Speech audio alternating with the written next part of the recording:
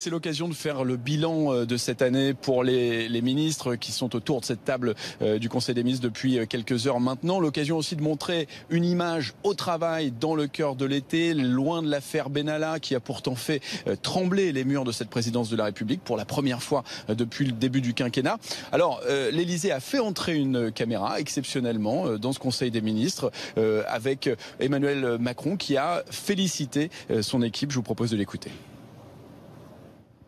Réunis pour qui est donc le dernier Conseil des ministres avant une trêve bien méritée.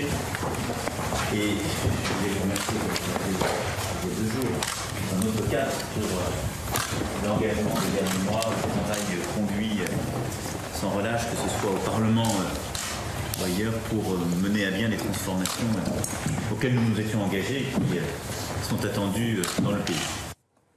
Mathieu, place aux vacances maintenant pour l'ensemble du gouvernement. Les ministres qui sont en train de sortir de ce Conseil des ministres, on a vu Nicolas Hulot à l'instant, Laura Flessel qui est en ce moment sur le perron de l'Élysée. On a demandé à Nicolas Hulot brièvement quelle était la suite pour lui, quelle avait été la consigne. De se reposer, a-t-il dit, en entrant dans sa voiture. Les chauffeurs sont prêts, les moteurs sont en marche depuis un petit moment pour faire tourner les climatisations et ces ministres vont pouvoir partir, la plupart en France. Certains ont choisi l'Europe, l'Italie, la Grèce. 2 semaines et demie de vacances pour ces ministres.